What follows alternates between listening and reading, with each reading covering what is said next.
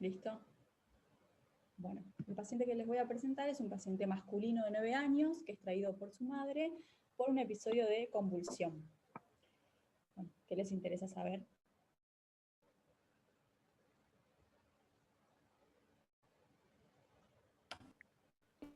¿Cuándo fue la convulsión?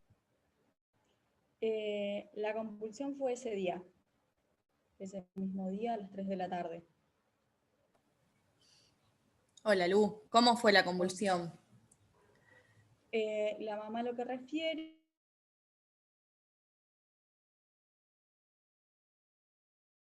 la cabeza hacia el costado, hacia la derecha, fija la mirada y nota que todo el cuerpito se le pone duro y empieza con sacudidas. O sea, se le mueve todo el cuerpo después. Sí, todo el cuerpo. Bien. ¿Cuánto duró esto? Con respecto a la duración, no nos pudieron, el padre y la madre no nos pudieron definir bien, porque inmediatamente cuando pasó esto, fueron a la salita. Lu, ahí preguntan en el chat si se acompañaba de fiebre en algún momento o en la consulta. No, fiebre nunca tuvo. No refiere fiebre de días previos y ese día tampoco. Como para estimar un Cuando poco el llegó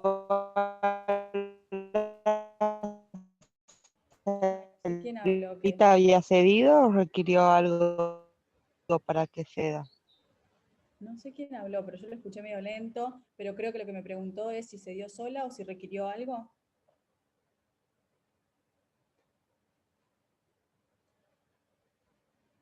Sí, Jime te preguntó. En realidad es así, ella cuando nota la madre esto, va a la salita y en la salita lo que hacen es ponerle diazepam inmediatamente cuando llega. Le pasaron una dosis a 0,5 miligramos kilo de diazepam. Hola Luz, soy Maca. ¿Y cuando llega a la salita, todavía estaba convulsivando o ya había cedido la convulsión? Y No, si no, ya había sí. cedido, ¿cómo llegó a la casa, cómo llegó a la salita, perdón? Si era el nene, la madre relata que era el nene de siempre o lo notaba más dormido o algo. No es así, cuando va a la salita le pasan un goteo de diazepam, se ve que si bien por un momento, pero después repite otro episodio, le dan otra dosis de diazepam a 0,5 miligramos kilo y es ahí cuando lo derivan al hospital.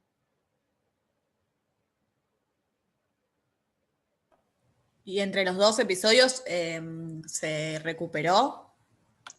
En realidad, mucho la madre, o sea, no sabe bien lo que pasó. Ella refiere que fueron 2 episodios convulsivos, pero el médico que lo trae dice que no. O sea, por eso es medio raro lo que nos refería a la madre, pero sí queda en claro que el nene tuvo estos episodios de sacudidas de todo el cuerpo y que en la salita le pasaron 2 dosis de diazepam a 0,5 miligramos kilo. Eso es todo lo que sabemos y después llega habiendo seguido la convulsión, al hospital. No sé si se entendió. Ahí Jime Lu, pregunta si es la perdón. primera vez que convulsiva.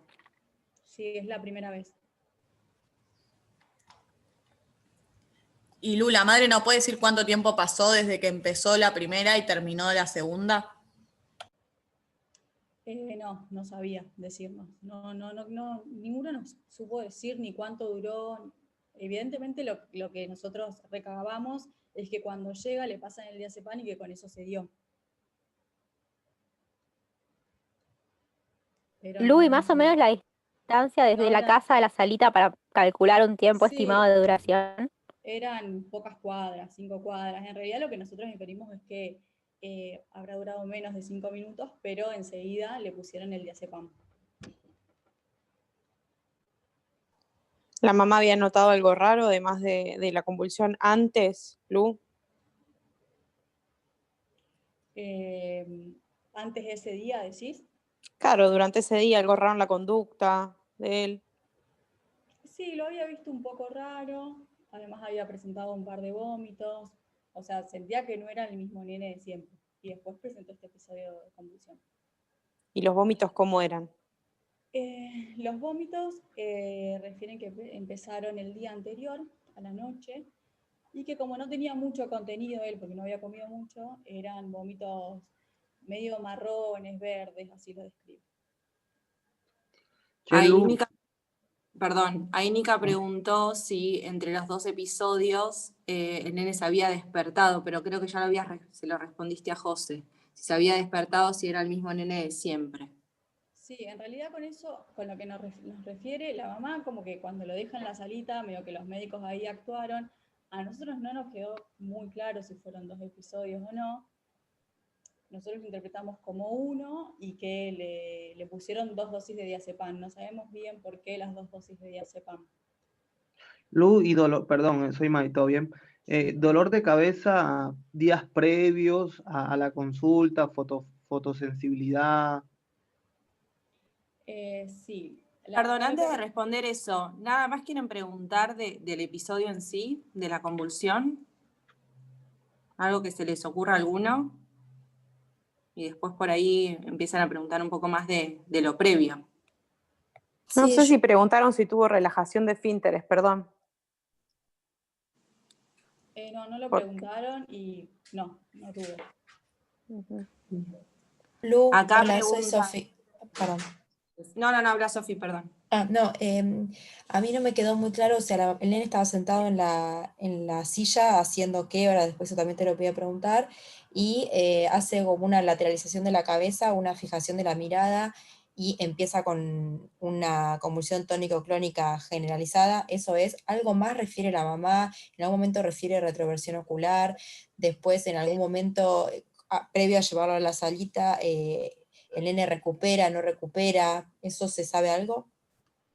No, como lo describiste es como lo había dicho, esa lateralización con fijación de la mirada, no dice nada, si retroversión no lo refiere, e inmediatamente van a la salita. Pero estuvo como primero un momento con la lateralización del cuello y después se hizo generalizada, o sea, podría interpretarse así, o fue como todo en el mismo momento. Y la mamá lo refiere así, como que lo primero que ella nota es que lateraliza la cabeza, fija la mirada e inmediatamente después nota todo el cuerpo duro y con sacudidas. Lu, ahí preguntan en el chat, Jime, dice, ¿por qué raro? Dice, no me queda claro si la convulsión inició focal y después se generalizó a tónico-clónica generalizada. Dice, y después pregunta, ¿fue goteo de diazepam lo que le pusieron? Pregunta Jime.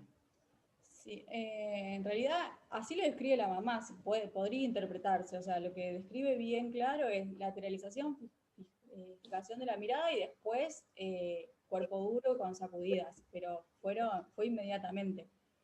Y con respecto al tema del diazepam, a nosotros lo que nos dice cuando el médico que la deriva es que le pusieron 2 dosis de diazepam, dice que también fue un goteo. Eso no nos quedó bien claro porque el nene llega con un suero limpio. Entonces, lo que sí sabemos son los 2 bolos de diazepam endovenoso, más ese goteo que en realidad no sabemos si se lo pusieron o no.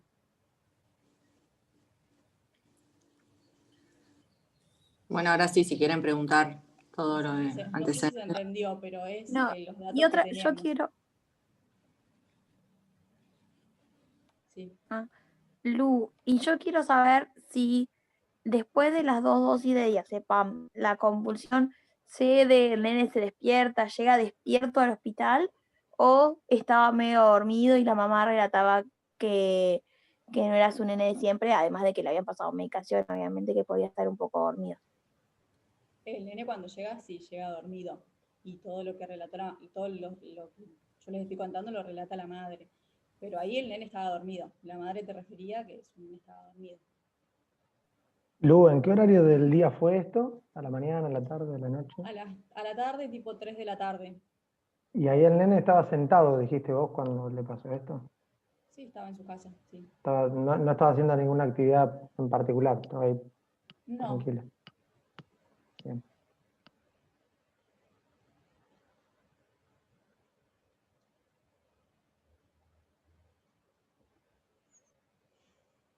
Lu, y era la primera vez que le pasaba esto, ¿no? Sí, la primera vez. ¿Algún antecedente en la familia de convulsiones? Solamente tiene un medio hermano que refería a convulsiones febriles de chiquito, pero que después se autolimitaron. Igual, creo que Costi vos los habías cortado a Maine, me parece, que estaba preguntando sobre... Sí, antecedentes del episodio, sí, eso. Sí. Por eso les dije que pregunten. Sí. Igual acá Jimé me pregunta, ¿el nene cuando tenía los movimientos generalizados que dice la mamá, estaba desconectado o respondía a la mamá? No, estaba desconectado. Volvé, Maine, volvé, que te corté. Es importante igual la pausa esta pasa nada, amigo. que hizo Costi, me parece, para profundizar en la bien en la anamnesis y en lo que es la semiología de la convulsión. Siempre que tenemos un paciente con una convulsión, es importante ver en qué momento fue, cuánto duró, cuáles fueron las características, como estaban tratando de discernir las chicas, para ver cuál es la característica de la convulsión y a partir de ahí uno poder plantear distintos diagnósticos diferenciales y luego continuar con el resto de la enfermedad actual y los antecedentes.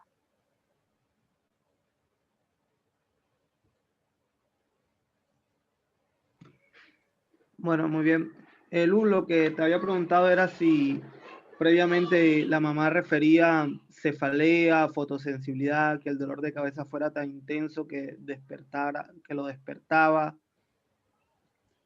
Sí, lo que refiere la mamá, que hace 4 días más o menos comenzó con cefalea, la refería a nivel frontal y occipital, que le dolía por momentos, pero que eran más marcadas durante la noche, y un solo día pasó que lo despertó a la noche. Y después, con respecto, me preguntaste algo de... ¿Qué más me habías preguntado? Perdón. Ahora solo eso. No, listo, cefalea, listo, que pregunten más.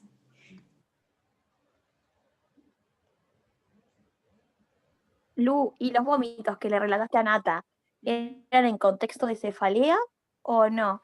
Y otra cosa, si el nene había comido algo durante el día. Los vómitos los refería, yo no le dije que siempre el nene tenía náusea y tuvo esos vómitos que fueron más o menos 4 el día previo, y esos días mucho no había comido porque estaba nauseoso. ¿Y cómo eran los vómitos, Lu? ¿Eran muy abundantes? No, era poco lo que vomitaba, y ella lo definía como una coloración, como si fuese un contenido gástrico medio marrón, verdoso, de ese color que describía. O sea, no tenía restos alimentarios ni nada de eso. Jimé pregunta si ese día o días previos tuvo algún cuadro infeccioso o fiebre. No. Lu, alteraciones de la conducta, la mamá notaba algo diferente, lo notaba apático o que no se relacionaba o alguna conducta agresiva, esa es una. Y otra, si el nene había referido o la mamá se había referido a alguna alteración en la visión, si veía borroso. ¿Y por qué eso preguntarías eso? ¿Pensando en qué por ahí? Yo Lo de la pensaba, conducta. no, en lo de la conducta pueden ser por varias cosas. Yo estoy viendo a un paciente que empieza cronológicamente con una cefalea que tiene una bandera roja principalmente, que lo despertó una vez por lo menos a la noche. Después a eso se le suman los vómitos. Y pregunto por alguna alteración a nivel de la visión, principalmente pensando en algún cuadro, algo prodrómico o empezando con algún cuadro de hipertensión endocraniana. Y las alteraciones de la conducta, principalmente también pensando en, bueno, no quiero ya ir con toda una interpretación diagnóstica porque falta mucho, pero alguna alteración de la conducta o algo que pueda pensar en algún proceso tumoral o algo de eso. Perfecto, bárbaro. Con respecto a los cambios conductuales, no refiere ninguno, y Sí refiere que hace 2 semanas más o menos, el nene tuvo un episodio en el cual veía que se le acercaban y alejaban las cosas. Lo describe también como unos destellos de luz que duraron unos pocos segundos a minutos y ese solo episodio. No se volvió a repetir. ¿Y ese episodio, Lu, que contás de los destellos, estaba asociado a algo? No, solamente fue eso. Solamente Sí, porque eso, fue y hace 2 después. semanas. Ujú. Y ahí no le apareció cefalea ni nada. No, porque la cefalea fue hace 4 días más o menos. Ujú. Pero Y los que preguntaron, los de algún cuadro infeccioso, ¿se les ocurre por qué? ¿O pensando en algo en especial?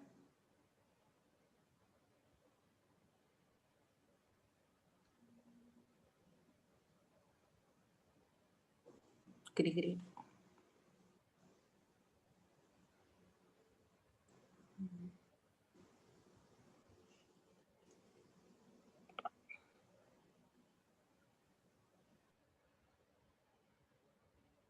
bueno, si quieren continúo, alguna otra pregunta más. Sí, yo en realidad no pregunté por el cuadro infeccioso previo ni por la fiebre, pero bueno, en el contexto de este paciente, la fiebre, los que preguntaron por fiebre es para descartar más que nada alguna encefalitis, y el cuadro infeccioso en curso o previo puede ser para descartar alguna alteración con alguna encefalopatía autoinmune o algo así, pienso yo. Y después yo quería preguntar si además la madre refería a alguna otra bandera roja de la cefalea o en algún episodio que haya tenido debilidad de algún miembro, que haya referido alguna parestesia o algo así al nene en algún momento de todo este cuadro. No refería a nada de eso, Maca, que preguntaste. ¿Alguien acá pregunta alguna infección de piel y partes blandas en los últimos días? No sé bien por qué, no sé quién es y no sé si por algo en especial. Moto G7.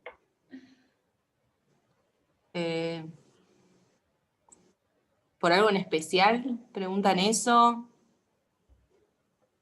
¿O pensando en algo?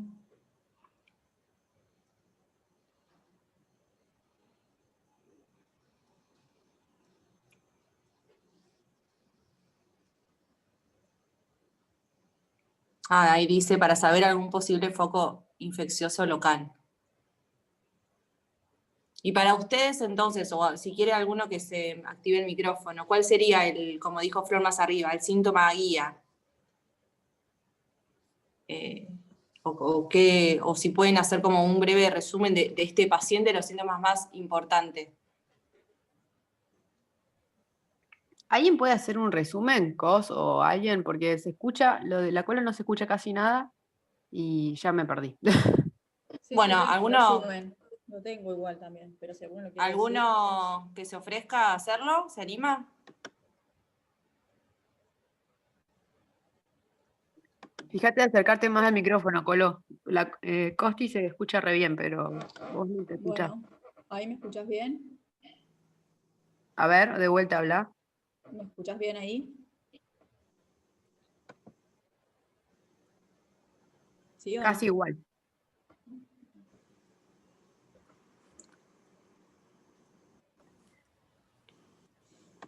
Lu, otra pregunta. Después, bueno, el resumen sería que es un nene que consultó ahora por una convulsión. No queda bien claro si es que empezó focal y se hizo generalizada. Yo lo interpreté así, por lo menos. Y que recibió en la salita, por lo que sabemos, 2 dosis de diazepam y después de eso se dio. Y como antecedente tiene hace 4 días que empezó con cefalea intermitente, que se acentuaba más por la noche y que un día lo despertó, y vómitos escasos que por lo que entiendo no son proyectivos, ¿no, Lu?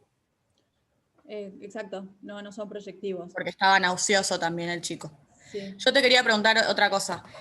Vos dijiste que ese día lo notó raro la mamá, que dijiste que no era el mismo de siempre, ¿puede ser?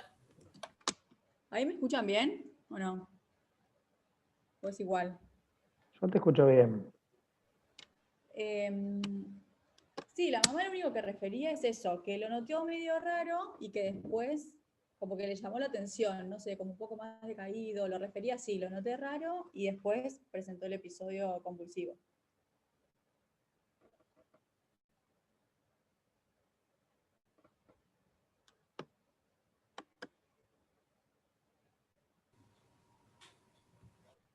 Bien. Y lo último que te quería preguntar, Lu, cuando llegó estaba dormido, pero en algún momento se despertó, el nene habló, pudo decir algo. Es igual, por ahí lo vamos a ver un poco más en el examen físico, me parece, porque es parte del examen neurológico, pero llegó dormido, así es como llega. Para no adelantarnos, digo, no sé qué les parece. Sí, No, está bien, genial, no hay drama. Creo que desglosamos bastante lo que fue la convulsión. Después empezamos a desglosar los síntomas y los signos que, o por lo menos lo que refiere la mamá, acompañantes, que fueron la cefalea, los vómitos, esa alteración de la visión que también dice la mamá, que la tiene hace un par de semanas. Preguntamos si tenía fiebre, vos nos dijiste que no tenía fiebre. Preguntamos algún otro síntoma, bueno, infección de piel, ahí justo preguntan si había tenido diarrea o algo. No sé si falta algo más, como para ir pasando antecedentes. Para mí, a mí me parece que no. No sé si quieren avanzo. Ahí José preguntó si ha tenido diarrea últimamente. No, no tuvo diarrea. ¿Puedo hacer ¿Por qué? una pregunta? No, espera, Laura. No, mentira. ¿Por qué, José, preguntás lo de la diarrea? Pensando en algún virus que pueda generar una encefalitis, no sé. Como por ejemplo. Enterovirus. Bien. Perfecto. Ahora sí, Lau. No tengo para levantar la manito. No, no me quedó muy en claro. La cefalea fue hace 4 días nada más y era intermitente. Le refería al nene como pulsátil o lo craneano, o sea, a la mamá le había referido cómo le dolía, porque obviamente eso es más al examen físico. Sí. Y lo despertó una vez a la noche. Eso fue hace 4 días. Después los vómitos eran náuseas y el nene ya venía nauseoso desde antes, eso no quedó claro, desde cuándo. Y el tema de las cosas, tampoco me queda claro si es una alteración de la visión del nene, digamos, una miopía, un astigmatismo, lo que sea, o en realidad es más tipo un vértigo, que las cosas le giraban alrededor, se le acercaban, se les alejaban. Si quieren paso un poquito el resumen. Perdón, estoy con problemas técnicos. Bueno, pará, si no, ¿alguna otra pregunta? ¿O quieren que pasemos al resumen? Yo tengo una pregunta, ¿se escucha bien? Sí, perfecto. se escucha bien. ¿Estamos hablando de un nene madurativamente sano, acorde a su edad, o tiene algo objetivable? ¿Repitido de año, trastorno de conducta? No, eso igual, eso por ahí lo veíamos más adelante, pero no, es un nene de 9 años, que no repitió de año. Bien. ¿Conflictos en el colegio? ¿Tiene grupo No. de amiguitos? Conflictos en el colegio no refería, y sí, probablemente ahora no estaba yendo por el contexto de la pandemia, pero... Perfecto.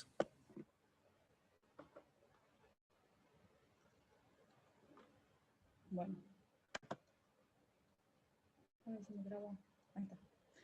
Bueno, ahí me escuchan bien. Repasando, es un paciente masculino de 9 años que consulta por un episodio convulsivo, tónico-clónico generalizado. Si bien muchos les quedó, hubo como, no entendían bien si era focal y después generalizó, eso por ahí uno es el que lo interpreta. Nosotros en ese momento lo interpretamos como una convulsión tónica-clónica generalizada. Y como antecedentes, hace 2 semanas presentó un episodio de alteraciones visuales. Lo refería así, como que duró segundos a minutos, que él sintió que se le alejaban y se le acercaban las cosas, y como unos destellos de luz. Pero eso después pasó y lo volvió a repetir. Hace 4 días... Lu, sí. perdón. Después de ese episodio de alteraciones visuales, ¿no se siguió con dolor de cabeza? No, el dolor de cabeza apareció hace 4 días. Eso es lo que nos decía la mamá. Hace 4 días empezó con la cefalea frontal y occipital, que era más frecuente por la noche que le doliera y una sola vez lo despertó del dolor.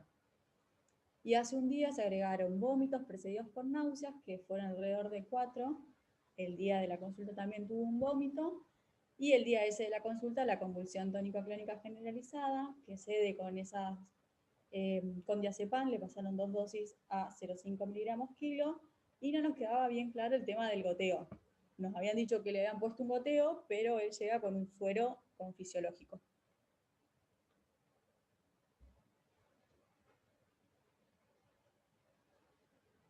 Bueno. ¿Sigo?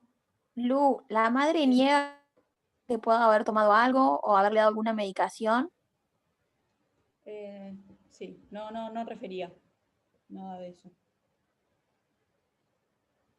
No había tampoco medicaciones en la casa.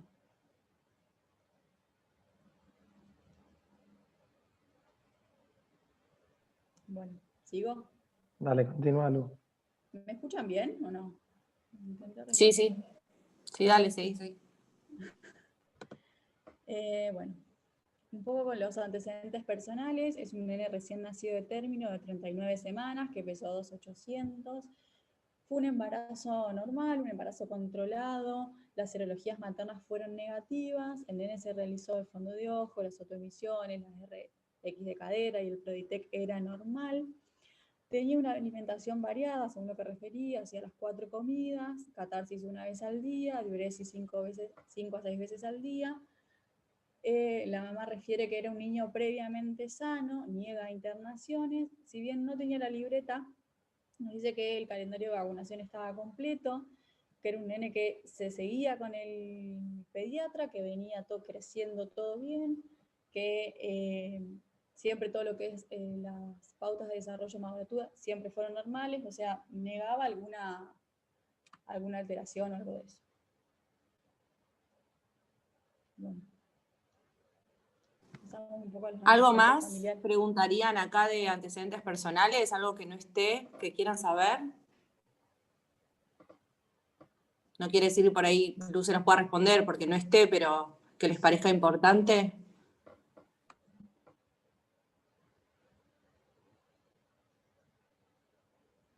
Creo que lo había preguntado Kevin, pero cómo le iba en el colegio, la socialización, si tenía amigos, si tenía problemas para el aprendizaje o trastornos de conducta o algo de eso. Bien. Otitis, dice Lau. Pensando en qué Lau. Antecedente de Oma, Nica. Claro. No, pensando en algo infectológico, un absceso cerebral que esté dando la sintomatología, no tuvo fiebre o por lo menos no refirieron. No. Después eso se va a constatar, no sé. Bien. Bueno. ¿Sigo? También estaría bueno preguntar, acá agregando, algún antecedente de una vacunación hace poco tiempo, empezando en algo neurológico, nada, para agregarlo. Bien. Seguí.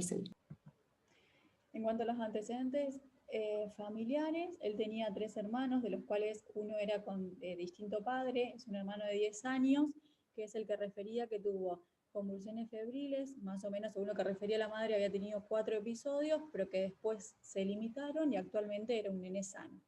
Después tiene 2 hermanos más, uno de 5 años y otro de 12 años, sanos. Los padres eran previamente sanos.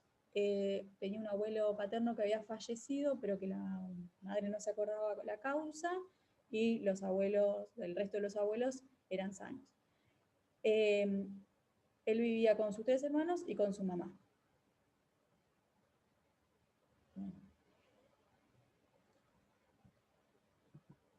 Después, ahora pasamos al examen físico. Perdón, Lu, antes de Sí. pasar al examen físico, Sí. ya vinieron desglosando bien todo el interrogatorio.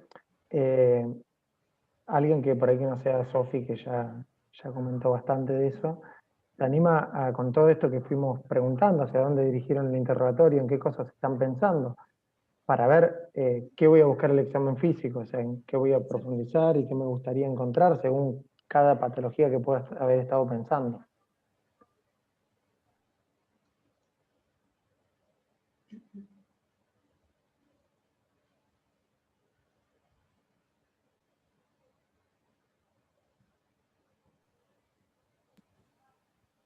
Dale, anímense. Que se pueden equivocar, no pasa nada.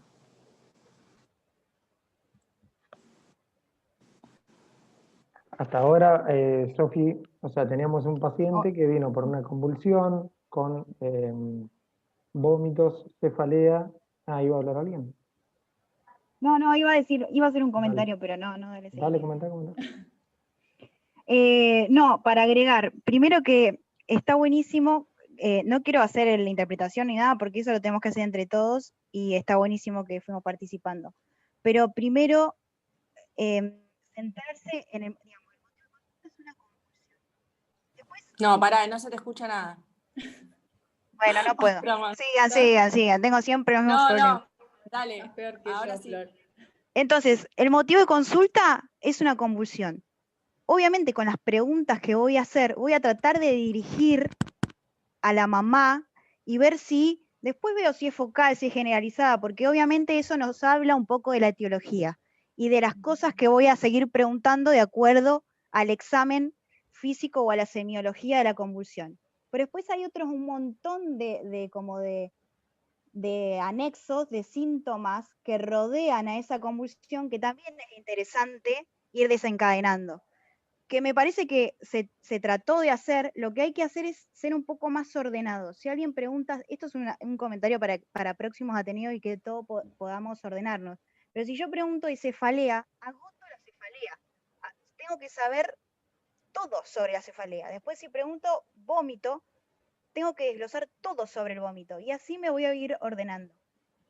Después nos ayuda a decidir cuál va a ser mi síntoma guía, ¿no? Si la convulsión y la cefalea, si puedo tratar de sindromizarlo o no. Dicho esto, el paciente se puede sindromizar en algo y se puede determinar la etiología también, ¿no? Uno puede sospechar o no determinada patología de acuerdo a lo que voy a sindromizar. Este paciente, ¿cuál es el síndrome que tiene? Tiene un nombre y apellido, parezco como si le hablara a la mamá. ¿Alguien lo puede decir? ¿Y por qué?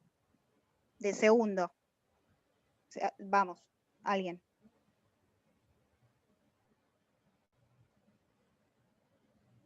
No los estoy irritando, Parece, pero no.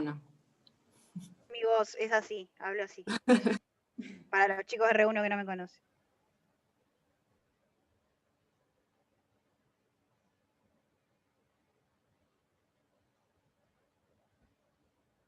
Bueno, si nadie quiere opinar, por ahí podemos redondear un poco. Hay un compañero. Ahí alguien puso algo. Pablo Olivero, puso encefalopatía aguda. Nos encantaría que activen el micrófono igual. Es más divertido, pero... Aunque se les escuche bajo. O si no queremos decir un nombre, ¿qué cosas voy a buscar al examen físico con todo lo que tengo? ¿Qué les interesa saber? Encefalopatía aguda, por ejemplo. Entiendo que quiere saber el sensorio. ¿Qué más? Hola chicos, ¿me escuchan? Sí. Soy Manu. Manu. Llegué un poquito tarde, escuché el resumen que hicieron. Sí, lo que me interesaría saber, una vez que entro a la habitación y veo al paciente, es hacer un examen físico completo y obviamente un examen neurológico completo, descartando si pienso en una cefalopatía aguda, como dijo Pablo, podría basarme, no sé, en 3 corrientes, pensar en 3 cosas, a la cabeza descartar una masa tumoral, sangrado, alguna intoxicación, y obviamente ver si ese examen físico no lo ha alterado en algún punto que me oriente para alguna de esas causas.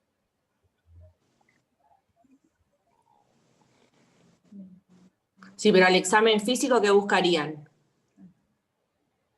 Es lo que pregunta Flor. O alguien tiene un diagnóstico distinto, encefalopatía aguda, Claro. algo distinto. Por ahí la hipertensión endocraniana, pensando en los vómitos, la cefalea, que ya venían desde antes, agregaría eso. Y tendríamos que buscar algún signo de foco motor. Claro, alteración pares craneales, de la marcha. Bien. O podemos evaluar las pupilas también. Bueno, un examen neurológico, como, no sé si quieren, voy diciendo.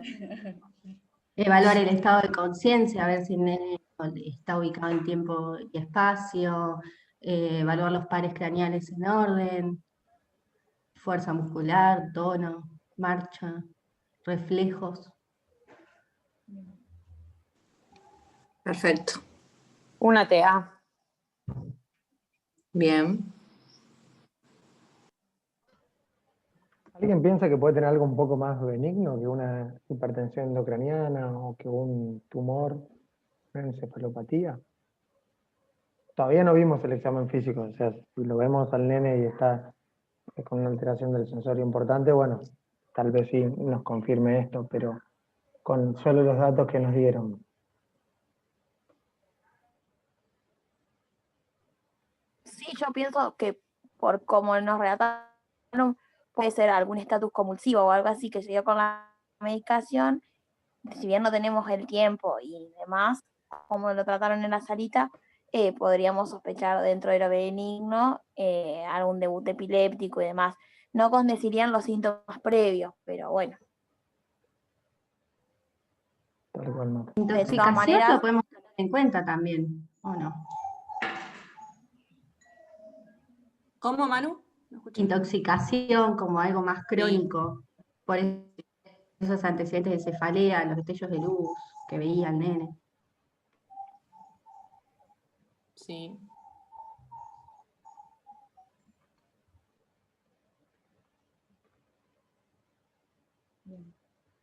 Esos destellos de luz, por eso preguntaba, me hacían pensar un poco en una aura de alguna migraña o algo así, pero no se relacionaban con dolor.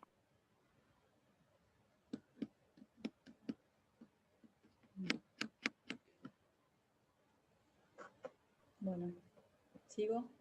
Oh, no sé Sí, si por quieren. último yo lo que quería comentar del paciente, si no fuera por esos destellos de luz que me hacen mucho ruido, un paciente que viene con una convulsión tónica de estas características, tónica crónica generalizada que primero fue focal, yo lo primero que pensaría sería en una epilepsia.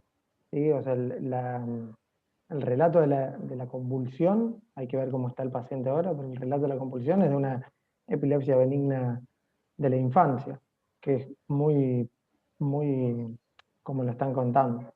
Así que ese sería nuestro primer diagnóstico tal vez a pensar en un paciente con una crisis de estas características y después uno con el examen físico y el resto de las cuestiones va a descartar todo lo que están contando, que por ahí es un poco de más gravedad.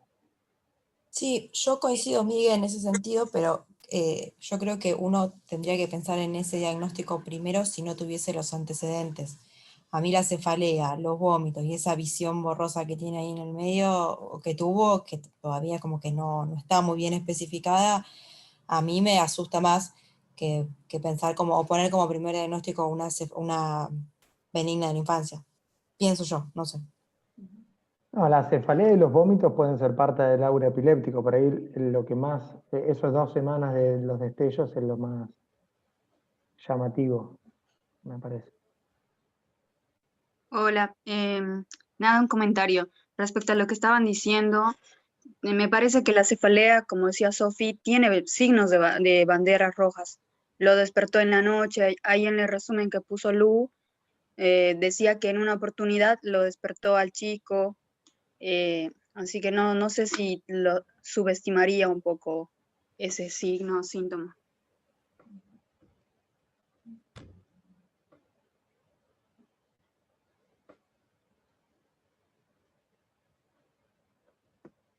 Yo agregaría el examen físico, ver el índice de masa corporal, que no es una obesidad, por pensar en un pseudotumor cerebri o algo más.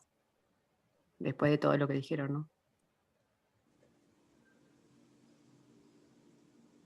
Muy bien. Bueno, ¿querés pasar al examen físico? Vale.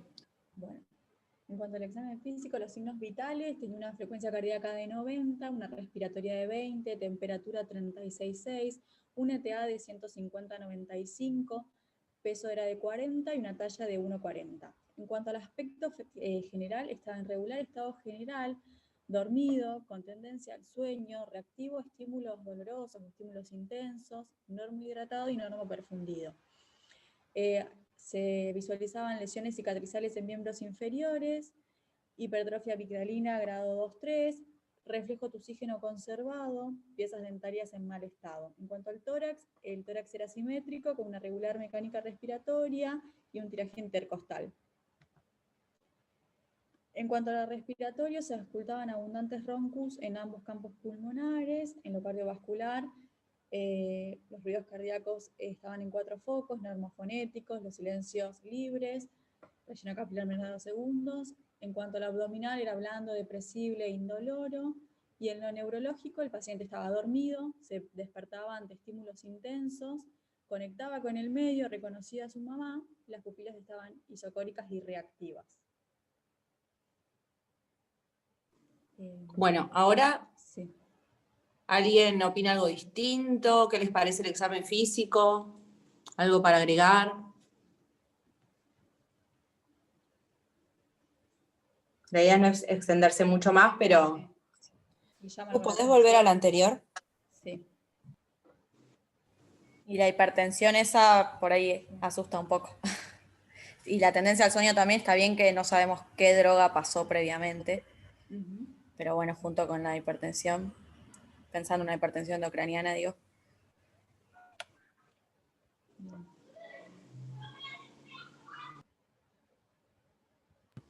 Bien. Bueno. ¿Y qué harían con...? Perdón, quiero preguntar una cosita de lo que dice José. ¿Y qué más tiene hipertensión endocraniana que cerraría?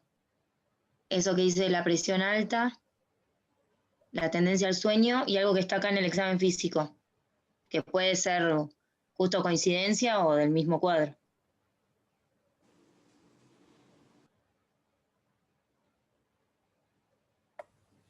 Si bien los vitales están bien, tiene una dificultad respiratoria que por ahí no cierra mucho con lo que tiene. Excelente, iba a eso yo. Ahí lo pusieron en el chat también. Sí, sí. Perfecto. Lo que yo no sé si en el contexto del cuadro que fue tan reciente, no podría interpretar la hipertensión como por la convulsión y los runcus que tiene como la broncoplejía por la medicación que pasó. Yo creo que por ahí habría que verla seguir viéndola continuamente en 10, 20 minutos, ver cómo evoluciona, si la TA baja, si se mantiene alta. Eso nos va a dar Perfecto. bastante información. Sí, totalmente. Bien. Bueno.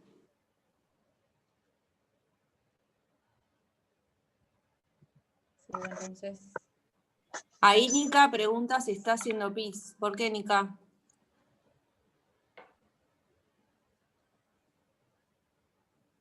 No, si estamos con la corriente de Kevin, también podría ser una convulsión sintomática por la hipertensión.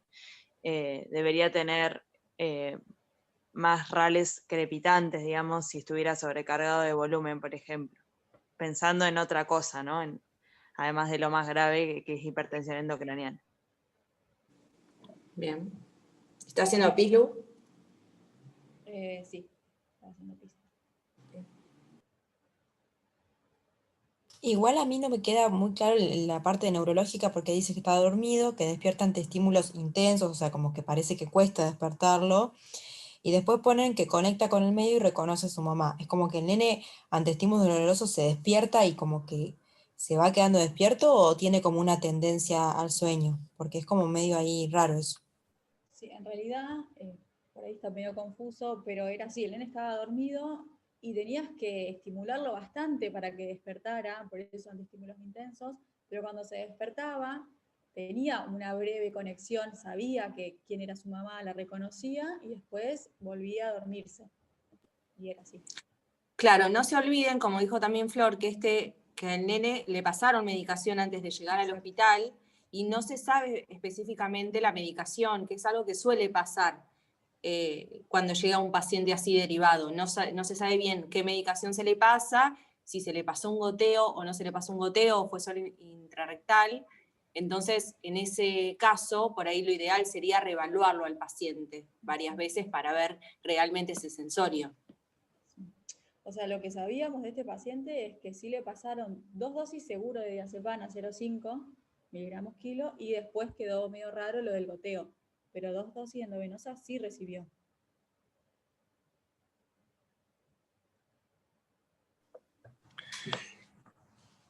¿Lo del goteo quién es que lo relata, la madre o el médico que lo deriva? El médico que lo deriva, que lo acompaña, digamos. ¿Y qué es lo que dice textualmente? Que le pasaron 2 goteos, 2 veces diazepam endovenoso, 2 bolos, y después le cuelgan un goteo. Pero cuando uno evalúa al paciente ve que tenía un suero fisiológico. Bien, bien. No había ninguna hoja, nada, o sea, es de palabra. Bueno, seguí si querés, Lu. Dale. Bueno, esto, nada, puse las curvitas para que vean más o menos la única medición que teníamos, tanto del peso y la estatura. Y si bien la TA le llamó la atención porque eran valores altos, yo de todas maneras la percentilé y les puse acá para que vean. Recuerden que siempre hay que ver la estatura y en base a la estatura percentilar y de ahí ver si está hipertenso o no. Pero ya los valores eran elevados. Y estas son otras curvas de TA que son un poco más fáciles, que parte de la estatura, y podemos ver si los niveles corresponden a hipertensión o no. Las paso rápido. Bueno, con todo esto, con los síntomas que tenemos, con el examen físico, si bien ya lo fueron diciendo un poco, pero alguien se anima por ahí a interpretarlo, a cerrarlo.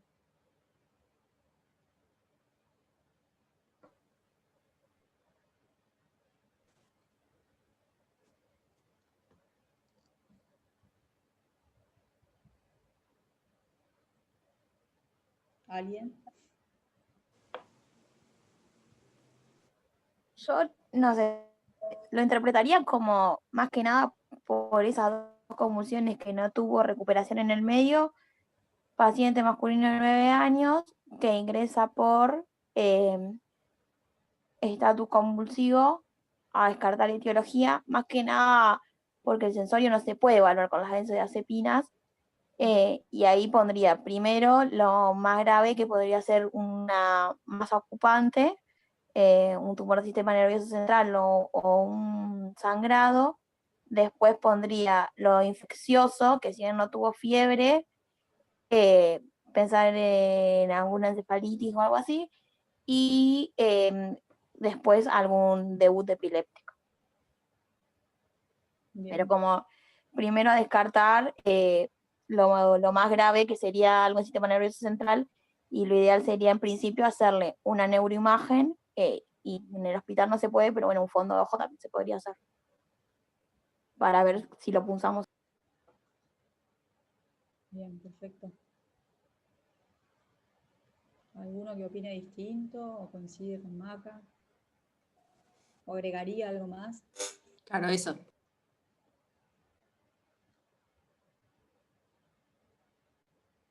¿O pasamos a la interpretación por guardia? Como quieran.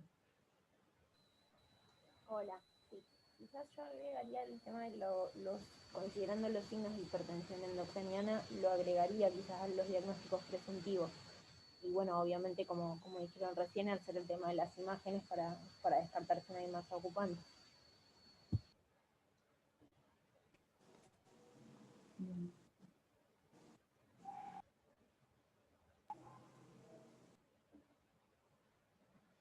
Bueno, ¿alguno más? ¿O vemos cómo lo interpretaron por guardia? ¿Y cómo lo interpretarían entonces? ¿Cómo sería la interpretación?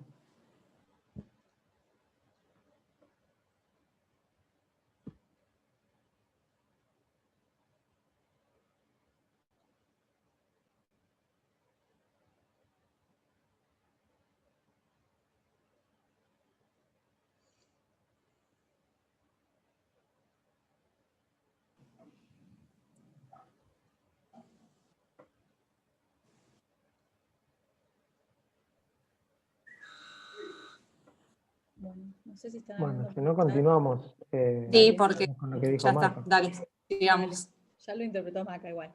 Bueno, por guardia se lo interpretó como un paciente masculino de 9 años que ingresa por una encefalopatía aguda, a descartar etiología, una infección viral versus bacteriana, tumoral, hipertensiva y una causa tóxica menos probable. No sé qué opinan de esta interpretación. Es medio parecida a la que dijo Maca, pero algo para agregar. No, claramente las personas que vieron al paciente en ese momento le dieron mucho más relevancia tal vez a esa alteración del sensorio, que a nosotros nos genera un poco de duda por el tema de las benzodiazepinas. Ellos lo caracterizaron y le dieron relevancia porque fue el síntoma guía de la interpretación.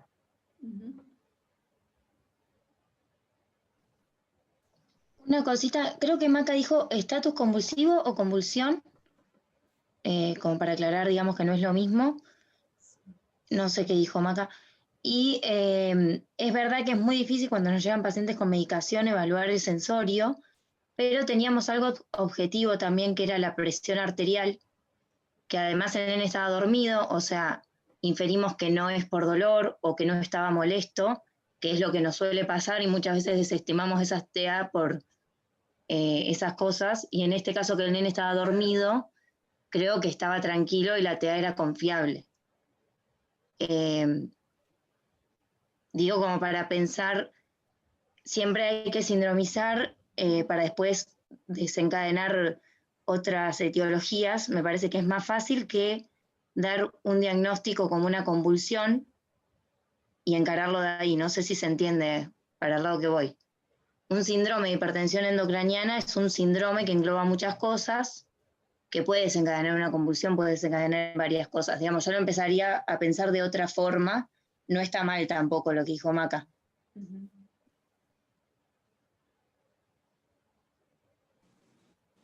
Sí, ahí lo que agrega Nika es que la hipertensión endocraniana lo que hace es un cambio en el patrón respiratorio. Y en este paciente lo que tenía era una alteración en la mecánica respiratoria, que es distinta. Exacto. Que es para aclarar en esto. De todas formas, esos signos y síntomas son los que se encuentran en un paciente que está por enclavarse, ¿no? La tríada de Cushing, que es lo que hablábamos en la clase de Julito. Tal vez la alteración del sensorio, las convulsiones, los vómitos, la cefalea pueden ser parte de un síndrome de hipertensión endocraniana que todavía no llegó a ese punto. Sí, y coincido, y o sea, me parece que hay que hacer hincapié en lo que dijo Lau, en que si bien es un signo, digamos, vital más, la tensión arterial en este paciente no tiene que pasar desapercibida. Si nos da alta, nos genera duda, hay que reevaluarlo al paciente y no minimizarlo ese signo. Exacto. Bueno, si quieren seguimos. Un poco ya Maca habló, dijo que le pediría una neuroimagen en primera instancia, pero ¿algún otro estudio más solicitarían con este paciente? Todos coinciden en que le tendrían que pedir de primera instancia una neuroimagen o no. No sé. ¿Qué opinan? Bueno, Gisela dice un hemograma. ¿Por qué pedirían un hemograma y qué esperarían encontrar en el hemograma?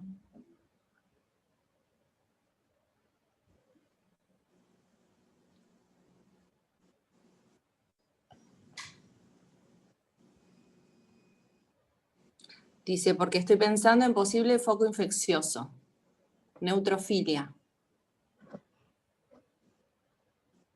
Bien. Después Mar dice, poniéndole el monitor podrías ver el tipo de curva respiratoria. Bien.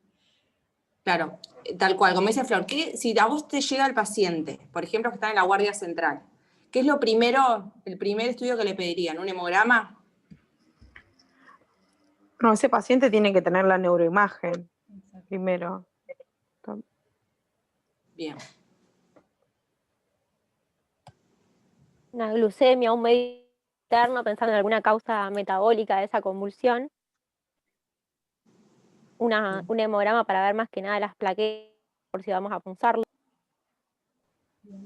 Y José, te hago una pregunta. Si el fondo de ojo que vos dijiste que ideal sería el fondo de ojo, si el fondo de ojo no tenés edema de papila, que supongo que es eso lo que querés ver, ¿eso te descarta la hipertensión endocraniana? No, pero si yo tengo, o sea, primero yo le haría la tomo igual, no el fondo de ojo. Pero digo que si en el fondo de ojo veo el edema de papila, me lo confirma, no me descarta que no lo tenga, digo. Por eso, pero si no te da el edema de papila. No me quedo tranquila. Bien, perfecto. Igual yo primero le hago la tomo, no el fondo de ojo. No, sí, es como para complementar. Bien. Bueno. Hemoglucotés, dice Kevin. Tania dice, posteriormente a la imagen, si está encefalopático hay que punzarlo. Mar dice, imagen, hemograma, PCR, para ver leucocitosis, hemoglobina por sangrado y plaquetas por la PL. Bueno. Bien. Bien. Bueno, más o menos coincidimos. Bueno, lo que se le pidió por guardia, se le pidió un hemograma, un coagulograma, PCR, una tomografía de encéfalo simple, estado óseo base y ionograma. Se le pidieron serologías, se hemocultivó, se le solicitó una punción lumbar y una interconsulta con neurología y toxicología por la interpretación diagnóstica. Esta es la imagen. Obviamente lo primero que se hizo fue la tomografía, como ustedes dijeron. No sé si alguien quiere decir, si nota algo raro, si es normal, si observa alguna imagen patológica.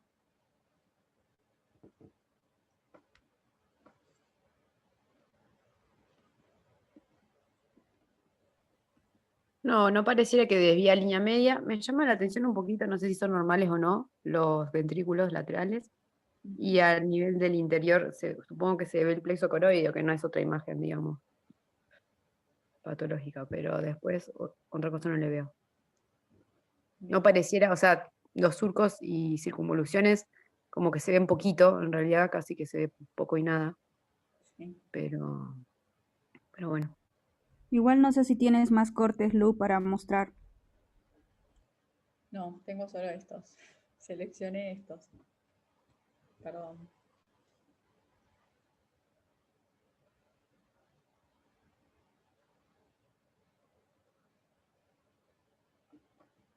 Pero bueno.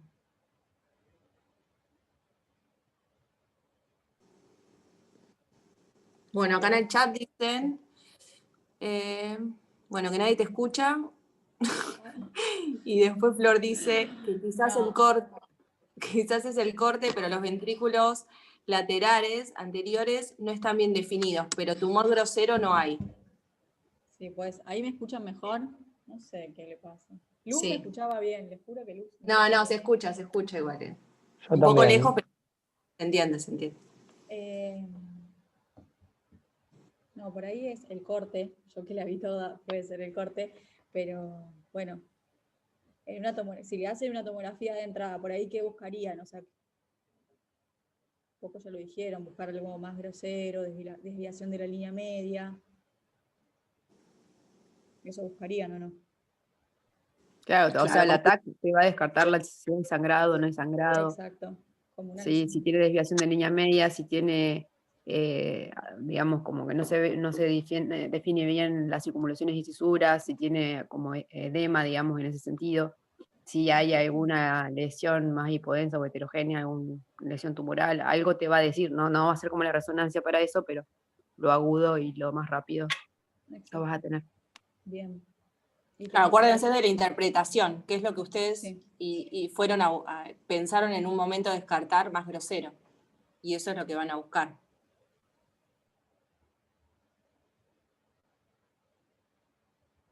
Bien. Y algunos dijeron de por ahí hacerle una punción lumbar. Con esta tomografía, ¿los habilita? ¿Piensan después de esta tomografía hacerle una punción lumbar?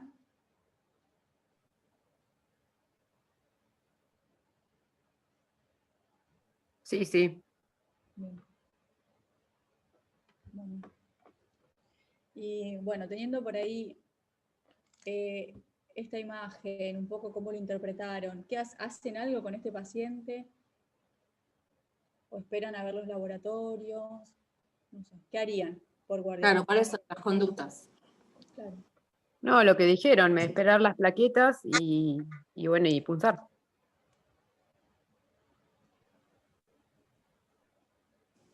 Bien. Y mientras tanto, nada, esperar las plaquetas para punzar, es eso. Obviamente, si quiere hacer pis o algo, ir sacando tóxicos en orina, monitoreo continuo no invasivo, la TA, tabulación, todo eso, y bueno. Bien. Bueno, un poco no sé si se acuerdan que la interpretación que fue por guardia sospecharon una causa infecciosa. Entonces, ¿lo medicarían ustedes? O sea, siguiendo por ahí esa interpretación, ¿lo medicarían?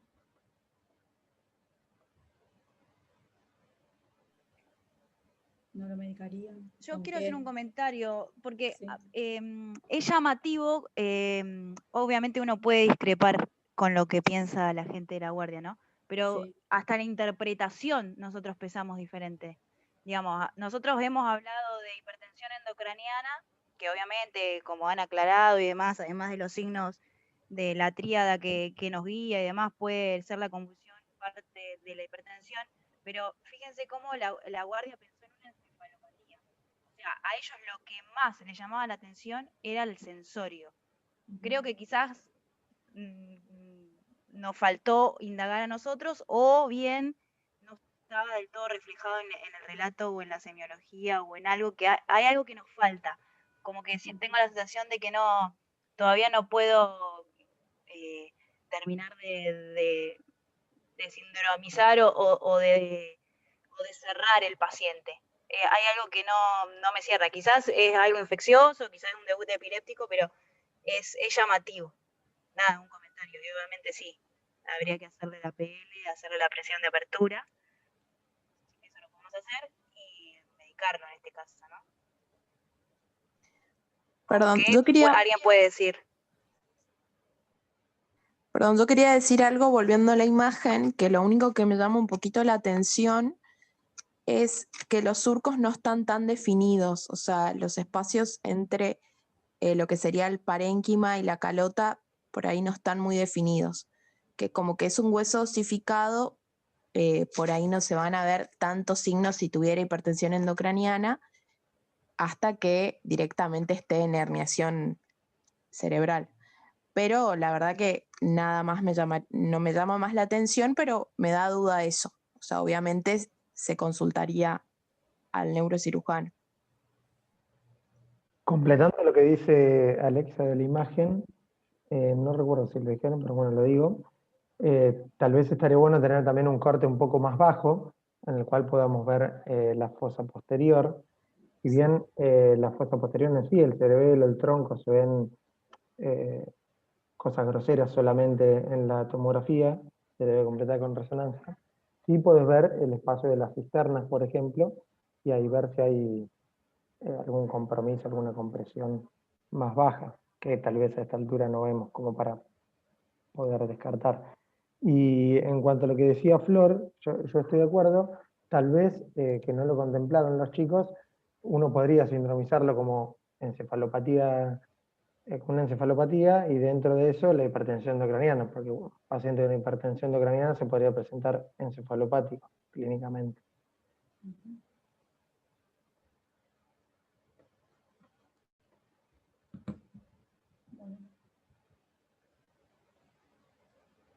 Bueno, sigo. No sé si No, Flor no tiene COVID. Le quiero avisar a Flor que estaba preocupada. No, igual en realidad yo no lo puse, pero entró en contexto de pandemia, se lo hizo post, pero bueno. Bueno, pero no es. Dale, Pero seguí. no es un COVID. Bueno, por guardia se indicó este tratamiento mientras esperaban los laboratorios, se indicó un monitoreo no invasivo, se indicó un plan de hidratación parenteral y se fracciona y aciclovir, siempre y cuando, porque se había interpretado como una posible causa infecciosa. Después. ¿Esto fue antes de la PL? No, después de la PL. Ah, perfecto. Se hizo la PL y se indicó esto. Estos son los resultados de laboratorio. Bueno, ¿se los leo todos o alguno quiere decir algo que le llame la atención?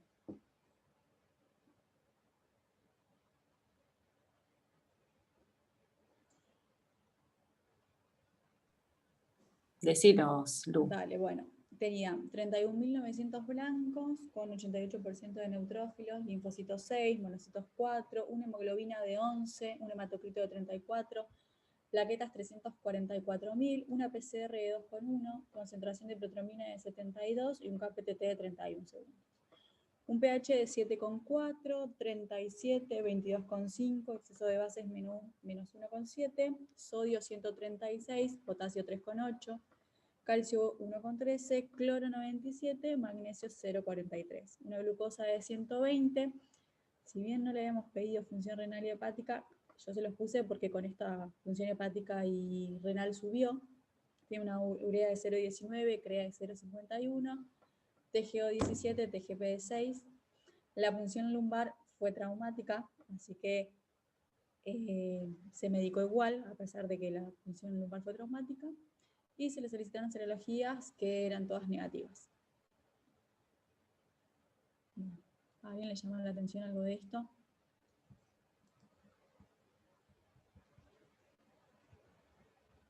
¿O sigo?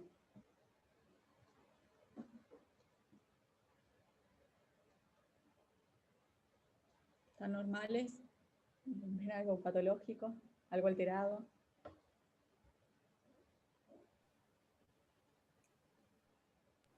Tiene los glóbulos blancos bastante aumentados a predominio neutrofílico, que podría hablarte de algo infeccioso. Lo que me llama la atención es que tenga esa PCR tan bajita. Y después el resto tiene el sodio un poquitín bajo, pero el resto está bastante bien. ¿Y por qué puede ser si no esa hiperleucocitosis? Exacto. Y por el estatus que tuvo relacionado a eso. Claro. Bien. Bien. Bueno. Continúo entonces. Bueno. Perdón, ¿y los que pensaban intoxicación, la descartan con eso? ¿El estado ácido base se lo hubieran pedido solo por la convulsión?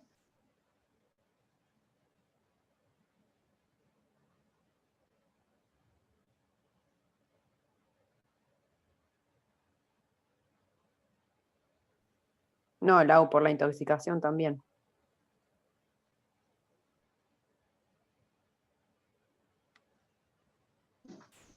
Bien. Los tóxicos en orina lo vinieron negativos. No se los pidieron. Pero bueno. ¿Pero les descarta, digamos? ¿O de qué les parece el estado ácido base? ¿Tiene alguna alteración que los haga pensar que está intoxicado? No. Perfecto, seguí, Lu, perdón. Bien, está bien. Bueno, en cuanto a la evolución de este paciente, si bien fue un paciente que tuvo un control estricto, a las 3 horas desde su ingreso se encontraba sin cambios clínicos, o sea, sigue igual, con tendencia al sueño, reactivo a estímulos, no lo puse, pero seguía con los reactivos a estímulos intensos. Cuando se despertaba por ahí, sabía dónde estaba, la reconocía a la madre, seguía afebril, no repitió episodio convulsivo, las pupilas estaban isocóricas y reactivas, el reflejo de oxígeno estaba conservado, pero seguía con esa TA de 150-100.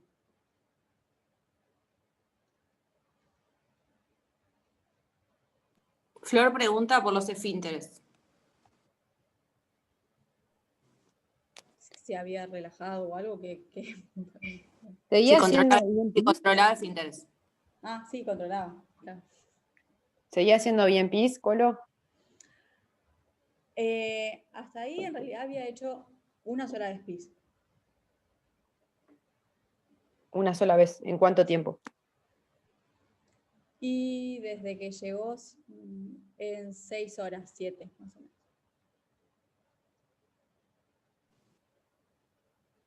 ¿En qué están pensando cuando preguntan eso? No, la hipertensión, digamos, si dice, no sé si le escuché mal, o que había empeorado la función renal, que no tenga, digamos, signos de encefalopatía por glicemia o otra cosa, que es hipertensión sea por eso, pero no, o sea, tiene otras cosas, ¿no? Pero ¿Algo más que se les ocurra ahora o se replanteen? Claro, siguen igual.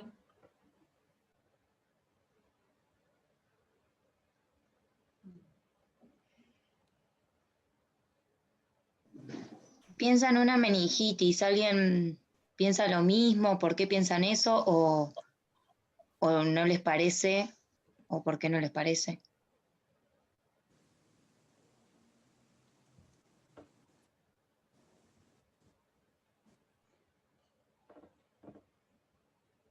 Bueno. Lu, viste que también habíamos visto el tema de que tenía esos roncus, esa dificultad en la respiración, ¿todo eso mejoró? Sí, perdón, eso no lo puse, pero sí, había mejorado todo eso. La mecánica, la entrada, había mejorado.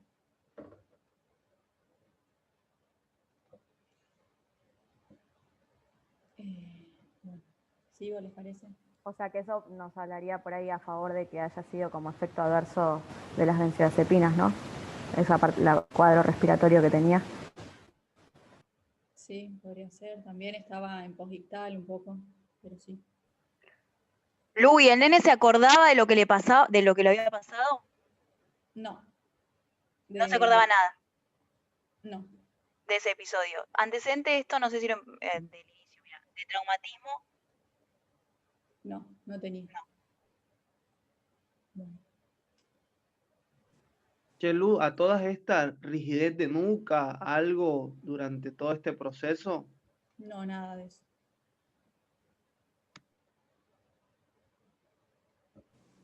Bueno, Lu, seguí si querés, así no se hace. Bueno, a la guardia les seguía llamando un poco la atención esos registros elevados de presión arterial. Obviamente que se fijaron bien la técnica del manguito, tomaron en varias oportunidades diferentes personas y fueron a hablar nuevamente con la madre para hacer un interrogatorio más dirigido. El interrogatorio dirigido, la madre recordó que hace 2 semanas y media presentó un episodio de faringitis y que no recibió tratamiento. ¿Esto para ustedes les parece relevante? ¿Siguen pensando en lo mismo? ¿Los orienta a otra cosa?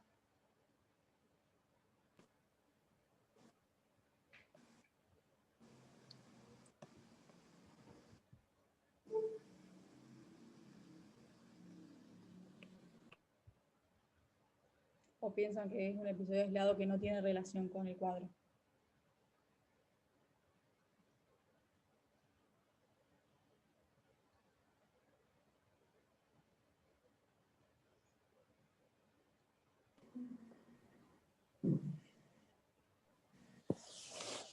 Relevante, dicen. Dijiste otra vez Moto G, que no sé quién es, me pone nerviosa. Dijiste fue hace 2 semanas, dice. Dijiste, es una pregunta. Sí, hace 2 semanas. Hace 2 semanas y ¿Por media. ¿Por qué te parece relevante? Moto G. Capaz que no se me escucha lo que pregunto.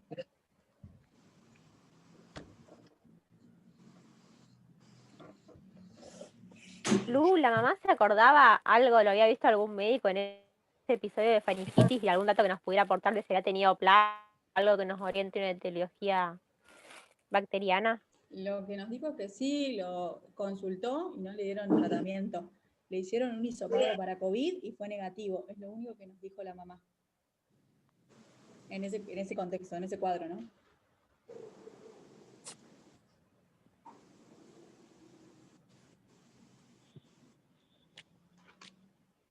Fue solo una faringitis sin fiebre, nada.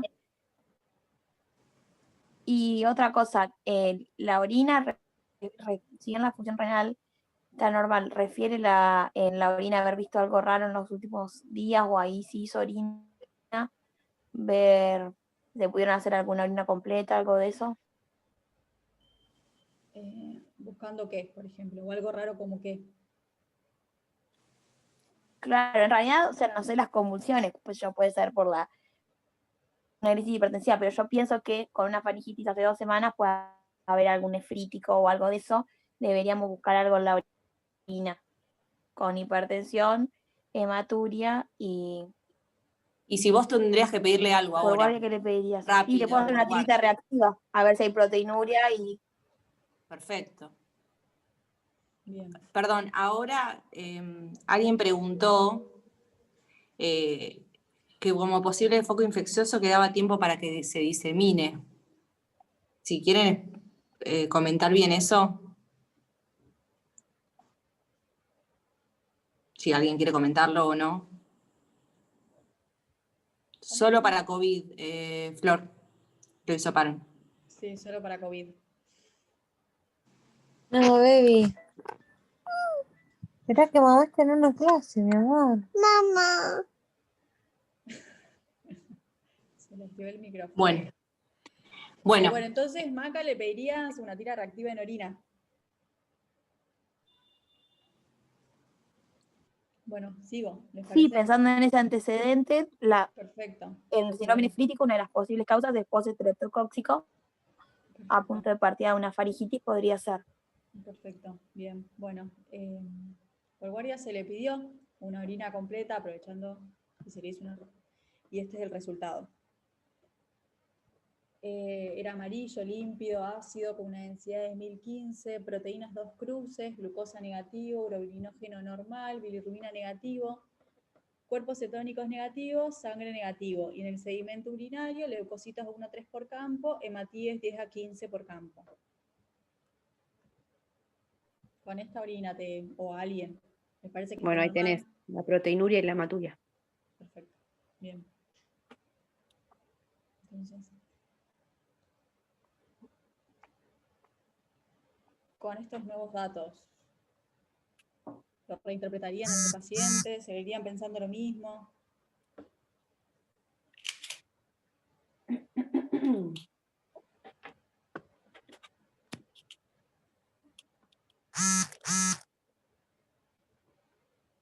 Bueno, un poco Maca ya lo dijo, ¿no? O sea, hay que seguir estudiándolo, ¿no? O sea, solo con una tira reactiva, pero no nos dice mucho, pero bueno, nos da una orientación. ¿Cómo? Perdón, no entiendo. Que digo que nos da una orientación, pero después hay que ver la proteinuria, que sea en 24 horas, nada, ver esa hematuria después bien, bueno, el resto. De un índice proteinuria, creatinuria, capaz en una orina al azar. Perfecto, pero esas proteínas 2 cruces, ¿te parece que es normal? O sea, que puede ser normal. No, no, no. Bien. Bueno, entonces sigo, ¿no? Un poco reuniendo estos datos positivos, tenemos el episodio de faringoamigdalitis, la hipertensión, una hematuria microscópica, la proteinuria, asociado todo al cuadro de la convulsión que tenía el paciente. ¿Ustedes siguen pensando lo mismo o lo reinterpretarían con esto? ¿Los orienta a algún otro diagnóstico? Como dijo Maca, ¿o pensarían en otra cosa?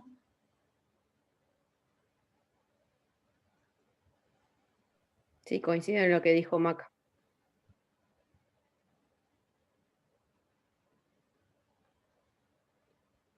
Bien, ¿algún otro más que piensa algo distinto? Sí, con la tríada ya se podría reinterpretar como un síndrome nefrítico. Bien. ¿Y alguien más que diga por qué nefrítico y todo lo demás que tuvo el paciente? Que no sea Maca ni José. Claro, claro, ¿cómo reinterpretarían a este paciente cómo llegó? Y con ¿Y si con se el diario del lunes. asocia? Dale, anímense, son un montón conectados.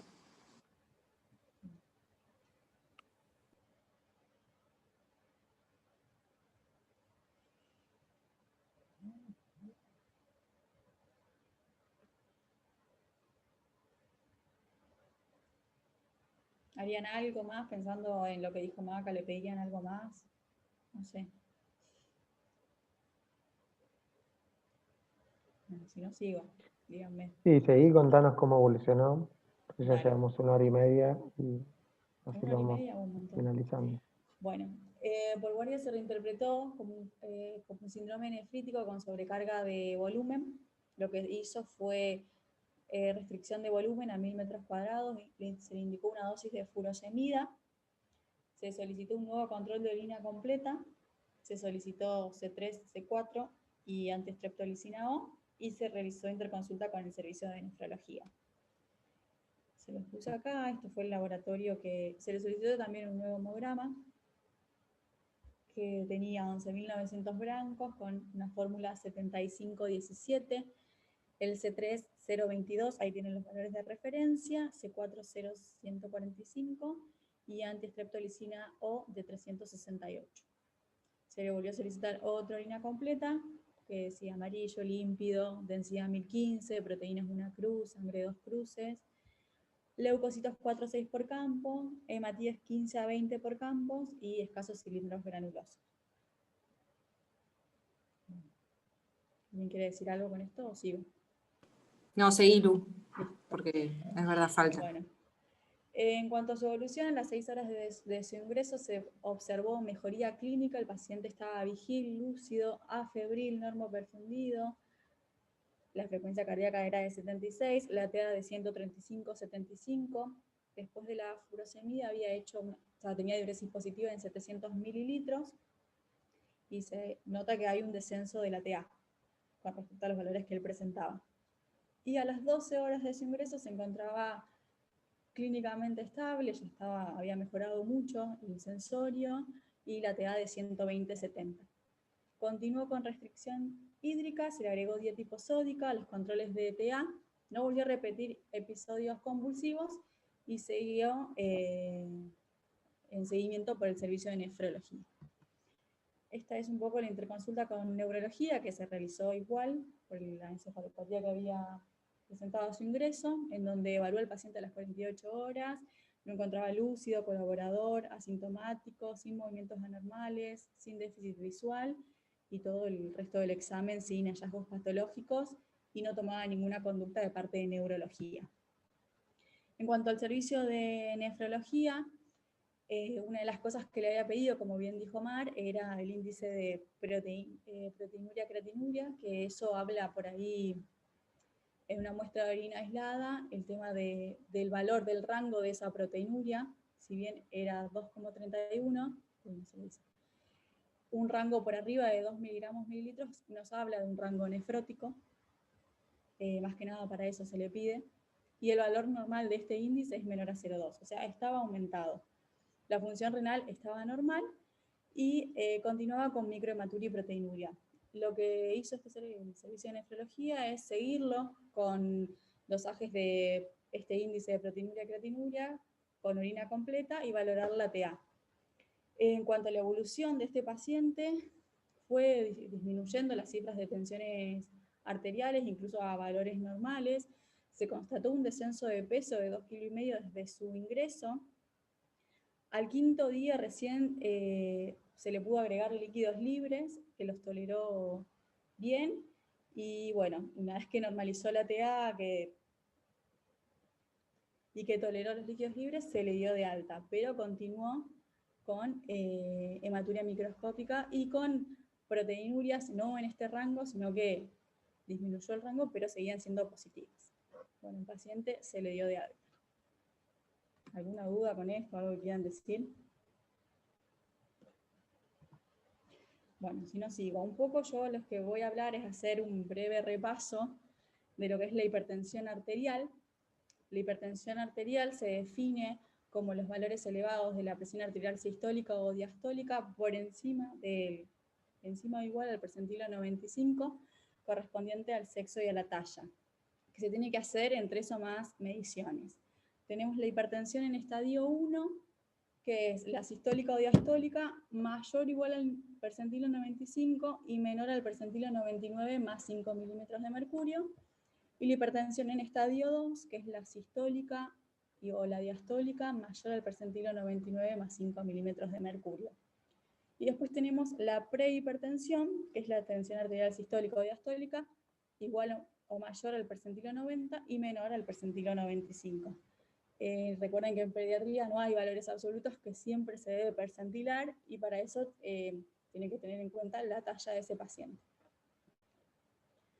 En cuanto a la técnica, ya lo saben, es para hacer un breve repaso. Recuerden que el manguito se va a modificar de acuerdo a la edad del paciente. siempre tiene que tener en cuenta que debe cubrir los 2/3 del largo del brazo, que debe dejar al descubierto lo que es la fosa antecubital, es de ahí donde se va a colocar la campana del estetoscopio, y a su vez que todo lo que es la cámara inflable debe abarcar el 80% de la circunferencia. Es necesario que el niño esté tranquilo, que no esté llorando, que esté sin dolor, porque si no puede interferir en los valores de la presión arterial. A los niños deben estar sentados y con el brazo a la altura del corazón, y en los lactantes acostados. Bueno, y después se va a valorar la tensión arterial sistólica, que es la aparición del primer ruido, y la diastólica, que es la desaparición de los ruidos cuando yo desinflo el manguito. Este es un cuadro que se los dejo de repaso según la edad del niño, el manguito que va, el ancho de la cámara y el largo de la cámara, para que sea un manguito adecuado. En cuanto a la etiología, tenemos la hipertensión primaria o esencial, que es aquella en la que no existe una patología orgánica de base, es multifactorial, está relacionada con factores genéticos y ambientales, generalmente presentan antecedentes familiares de hipertensión, y su diagnóstico es por exclusión de las otras patologías. Es más frecuente en niños mayores de 10 años y en los adolescentes. Y la hipertensión secundaria, que es como consecuencia de una patología de base. La etiología va a variar según la edad, y las enfermedades que están relacionadas son enfermedades renales, vasculares, neurológicas, enfermedades endocrinológicas, tumorales, fármacos o tóxicos. Acá hay un cuadrito de las causas más frecuentes de la hipertensión según la edad. En los recién nacidos, por ejemplo, tenemos la trombosis de la vena renal o la estenosis o trombosis de la arteria renal, sobre todo en pacientes que fueron canalizados, las malformaciones renales congénitas, coartación de aorta. En lactantes a 6 años, la enfermedad renal parenquimatosa, las glomerulopatías.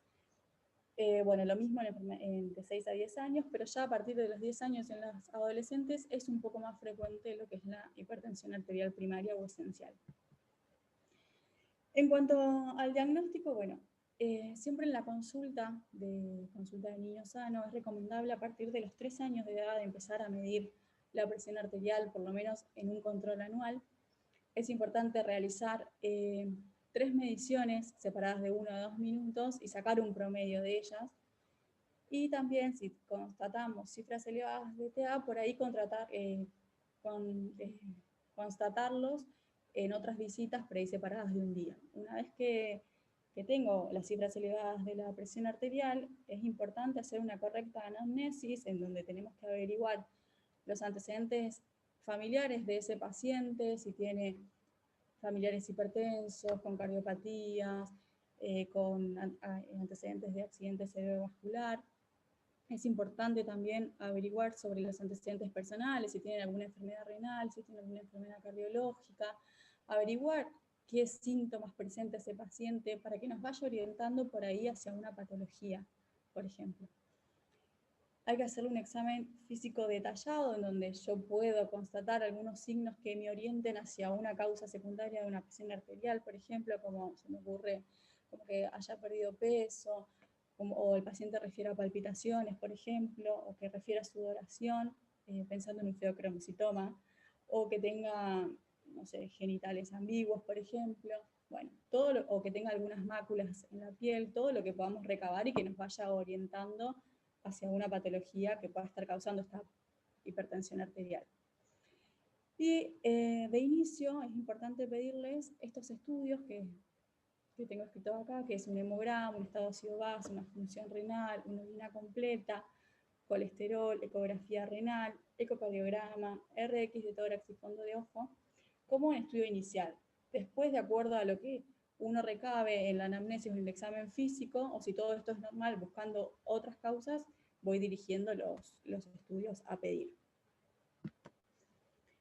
En cuanto al tratamiento, tenemos un tratamiento no farmacológico, que consiste en los cambios y modificaciones en el estilo de vida. Es importante en todos estos cambios involucrar a la familia.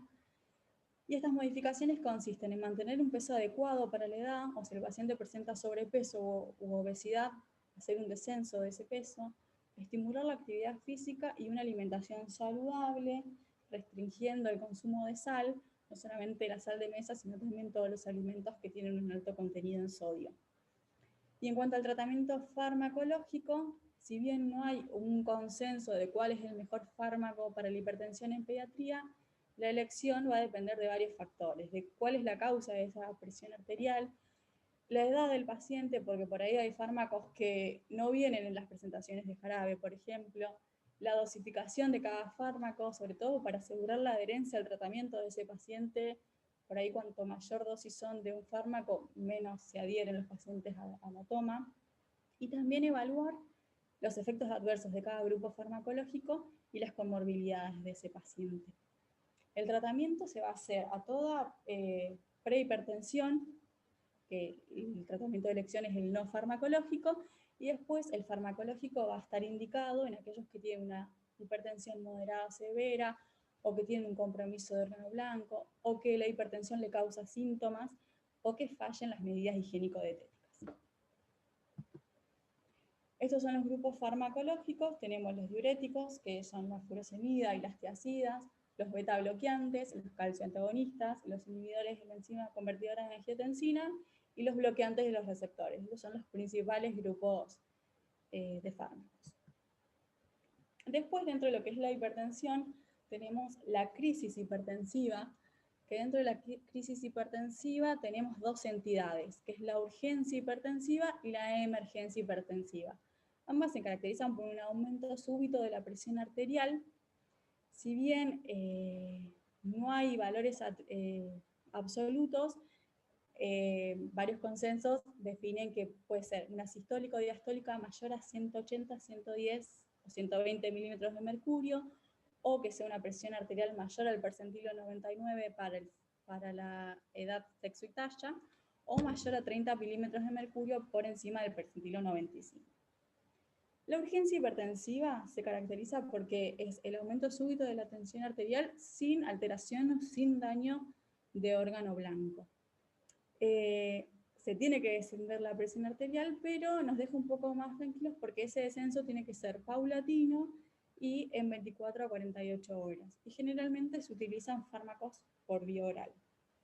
Y en lo que es la emergencia hipertensiva, ese aumento súbito de la tensión arterial provoca alteración o daño en los órganos blancos, y es importante hacer un descenso más rápido de la tensión arterial, sobre todo en horas, y se utilizan fármacos por vía endovenosa.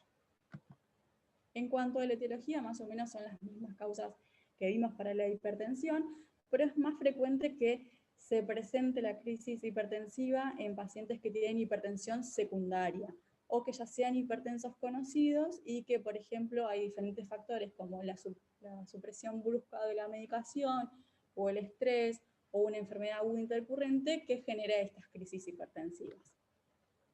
Estas son un poco las clasificaciones, las formas de presentación de la emergencia hipertensiva y de las urgencias. En cuanto a la emergencia, puede ser una encefalopatía hipertensiva, un accidente cerebrovascular isquémico o hemorrágico, una insuficiencia cardíaca con edema agudo de pulmón. En cuanto a las urgencias hipertensivas, tenemos la hipertensión severa en pacientes con trasplante renal, o la hipertensión severa asociada a enfermedad renal o insuficiencia renal crónica. Bueno, ahí les dejo ese cuadrito. En cuanto a la clínica, pueden presentarse asintomáticas, solamente constatar el aumento de la presión arterial, o con síntomas leves como cefalea, náuseas, vómitos y ansiedad. Esto más que nada ocurre en lo que es la urgencia hipertensiva, porque en la emergencia, como es su definición, van a presentar síntomas de afectación de órganos blancos. Los órganos blancos son el sistema nervioso central, el renal, los ojos y cardiovascular. A nivel del sistema nervioso central se puede presentar con convulsiones, con hipertensión intracraniana, con irritabilidad, con alteraciones de la conciencia, a nivel renal con insuficiencia renal, a nivel oftalmológico con visión borrosa, secundario un papiledema o hemorragias retinianas o exudados, y a nivel cardiovascular una insuficiencia cardíaca con edema agudo de pulmón. Esto es un poco el algoritmo de cualquier crisis hipertensiva. Lo importante siempre es diferenciar si esa crisis hipertensiva es una emergencia o una urgencia, porque en eso va a cambiar mucho el tratamiento de cada una de ellas. Y en cuanto al tratamiento, más o menos los grupos farmacológicos son parecidos a los que trata la hipertensión. los que más se usan por ahí es el labetalol o el nitroprusiato de sodio, pero también va a depender de la etiología de esa crisis hipertensiva.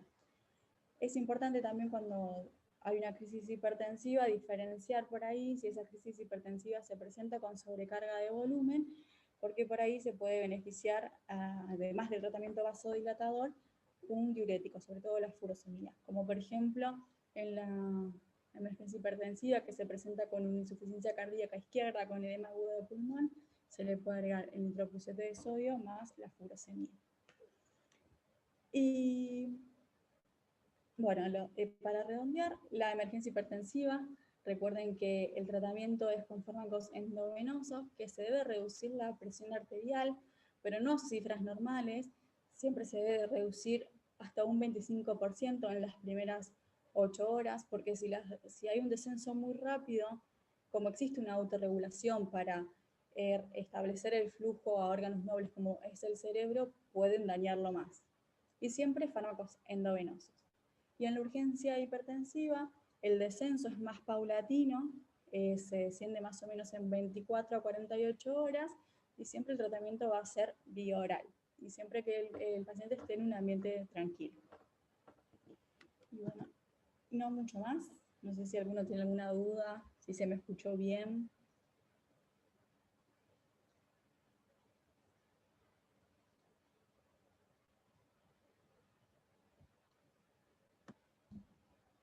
¿Se me escuchó?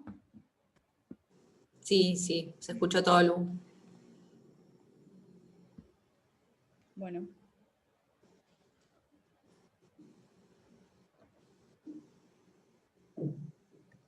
¿Alguna duda o algo que quieran acotar, decir, preguntar?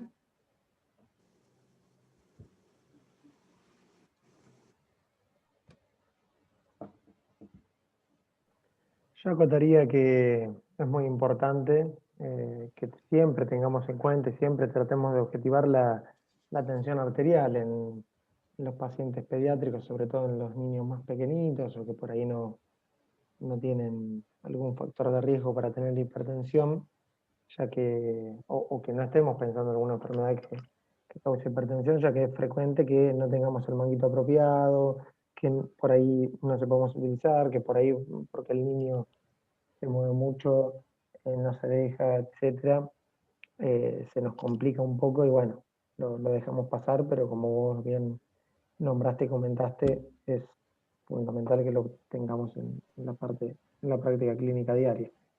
Siempre medir la TEA de nuestros pacientes. Sí, totalmente, lo de la TA y percentilarlo. Acuérdense que creo que Flor lo puso en el chat también, que las curvas que se usan son las últimas, las que pusiste, la segunda, son las que se usan, que hablan directamente de las tallas. Sí, ahora las pasamos al grupo para las que no lo tienen.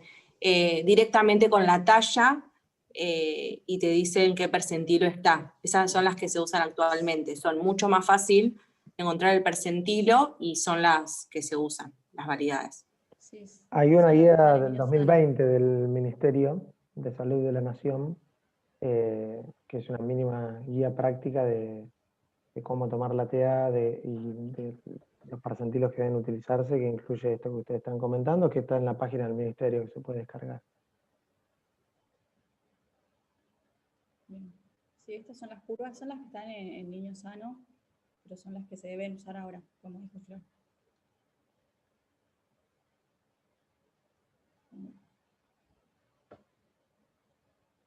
Bueno, perfecto. Muchas gracias, Lu. Bueno, gracias a ustedes.